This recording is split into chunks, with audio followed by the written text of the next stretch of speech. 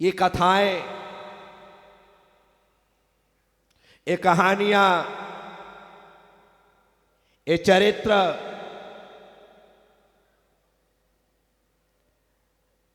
हमें इसलिए सुनाई जाती हैं ताकि उनका आदर्श हमारे जीवन को आदर्श बना सके। बस इसका पीछे इतना ही भाव होता है। उनकी जीवनी हमारी जीवन गाथा को सुधार सके, इसके पीछे इतना ही रहस्य होता है। महापुरुषों के जीवन चरित्र ने हमेशा हमारे जीवन को खुशबू से भरा है, क्योंकि चरित्र में इत्र छिपा है। चरित्र में इत्र छिपा है। तो उनका चरित्र और उनके चरित्र का इत्र हमारे जीवन को खुशबू से भर देता है। हमारे यहां तो परंपरा नहीं है, लेकिन हिंदुओं में राम कथा और भागवत कथा का बरसों से प्रचलन रहा है। कितने भी साधु संत क्यों ना हो, वे राम कथा ही सुनाते, वे भागवत कथा ही सुनाते। और उस कथा को सुनने के लिए जैसे साधु सन्यासी होते हैं, उस हिसाब से हजारों लाखों की संख्या भी। क्या हुआ? आपको लगे कि एक ही एक कथा कब तक सुनते रहेंगे? भले राम की कथा, राम के जन्म से लेकर के राम के निर्माण तक की यात्रा आपको पूरी पता हो, लेकिन महापुरुषों की कथा सुनने का आनंद ही कुछ अलग होता है। आचार्य मान तुम स्वामी कहते, त्वत्संग कथापि जगताम दुरितानि हंति, दूरे सहस्त्र किरणा कुरुते प्रभैव। क्या कह रहे? दूर रहे स्तोत्र आपका जो कि सर्वथा है निर्दोष, पुण्य कथा ही किंतु आपकी हर लेती है। आपका स्तोत्र तो बहुत दूर की बात है, आपकी स्तुति बहुत दूर की बात है। सिर्फ आपकी कथा का श्रवण मात्र ही हमारे कलमश को समाप्त कर देती है, हमारे मन के मैल को धो देती है। ऐसी भगवान की कथा होती है। इसलिए भगवान की कथा सदैव सुनने जैसी है, सुनते रहना। आज नहीं तो कल, कल नहीं तो परसों, आ जाने कौन से दिन और किस साधु के मुख से सुनी गई कथा हमारी व्यथा को मिटा दे, कह नहीं सकते। इसलिए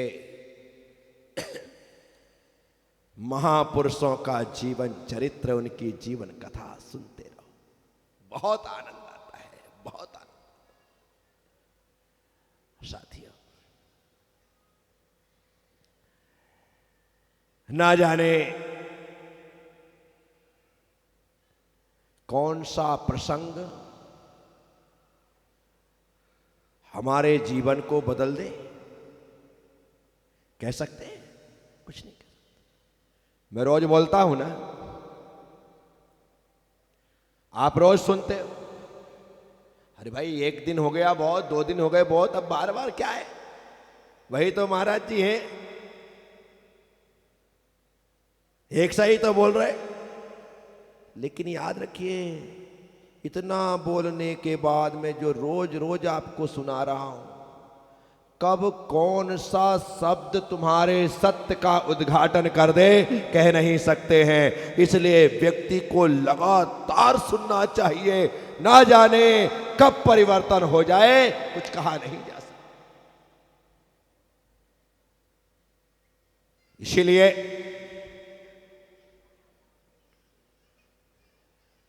बाजार में मिलने वाली जो चीजें हैं,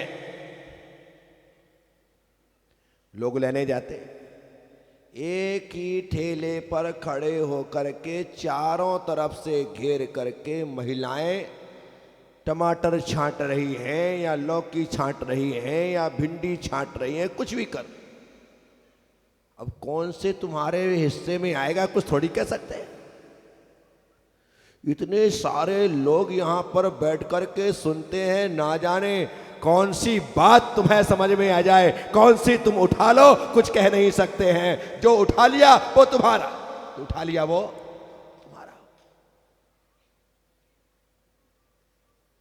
कितने उससे लेते ना, एक इतनी सी लौकी लेना है, जब तक दो चार नाखून ना लगा ले तब तक मजा ही नहीं आता। इतनी सी लौकी यूं दिखाई दे रही कि छोटी सी है, बिल्कुल ताजी है, नाखून की कोई आवश्यकता नहीं है, लेकिन आदत है कट। हाँ अब लेना है, आधा पाव, एक पाव, आधा किलो भिंडी लेना है, जब तक पीछे से यूं ना करो।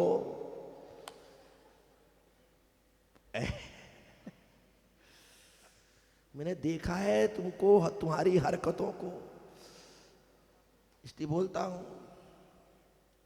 कोई बात नहीं, लेकिन वो ठेले वाला कितना अच्छा होता है, ऐसा टोका टाकी नहीं करता।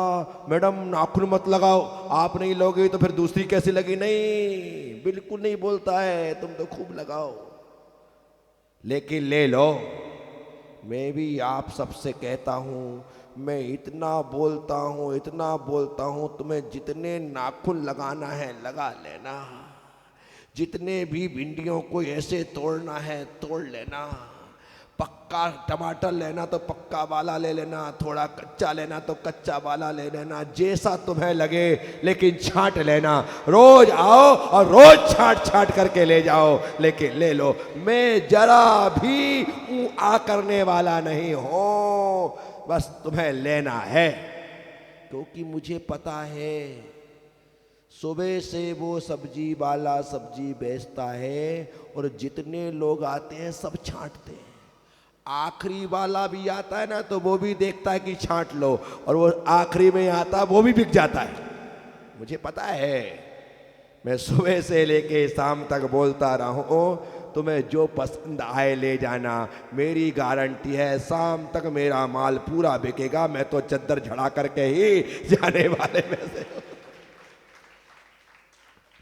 उसी में से हो, पूरा बिकेगा, ये गारंटी है। क्योंकि तुमने जिसे रिजेक्ट किया है दूसरा उसे सिलेक्ट करेगा, दूसरे को जिसने रिजेक्ट किया है तीसरा उसे सिलेक्ट करेगा, आखिरी तक चला जाएगा, और लास्ट में कोई नहीं लेगा तो ढाबे वाला तो ले ही लेगा। ये पटक दे भाई अपने यहां तो सब इसका बना डालेंगे अपन कचूमर, क्या सब बन जाएगा, वो ले ही लेगा। तो इसीलिए आप तो अपना देखो, जो तुम्हें पसंद आए इत्मीनान से लो, बिल्कुल भी टेंशन नहीं है, क्योंकि मुझे पता है जिस चीज को तुम छोड़ करके जा रहे हो दूसरा आएगा उसे वही पसंद आएगा। जिन साड़ियों को तुम बाजार में जाकर के छोड़ के आती हो ना, साड़ी वाला बिल्कुल टेंशन नहीं लेता। मैं कहता हूं दुनिया में सबसे ज्यादा यदि धैर्यवान कोई है तो वो साड़ी का व्यापारी है।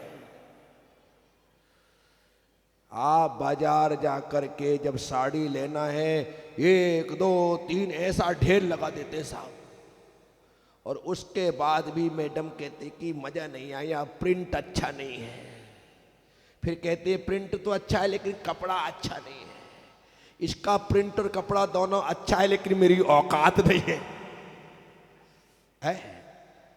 इसमें ही का सस्ता वाला मिले। ऐसा सब कुछ करने के बाद ढेर लग गया, और आपने कुछ नहीं खरीदा। दुकानदार क्या कहता है, मैडम 11 तारीख के बाद आना, राखी का नया माल आ रहा है।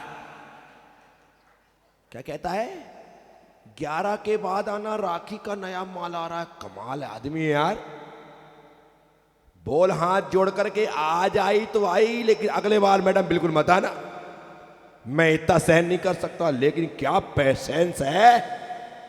कहता है मैडम 11 के बाद फिर आओ, बिल्कुल नया माल आने वाला है, आपको जरूर पसंद आएगा। बस उस साड़ी वाले में और इसमें कोई अंतर नहीं है। मैं भी दिखाए जाता हूं, दिखाए जाता हूं, दिखाए जाता हूं, कभी कोई तो प्रिंट पसंद में आएगा, कभी कोई तो कपड़ा पसंद में आएगा, ले जाओ, कोई तो बात समझ में आएगी। तो बस यदि मैं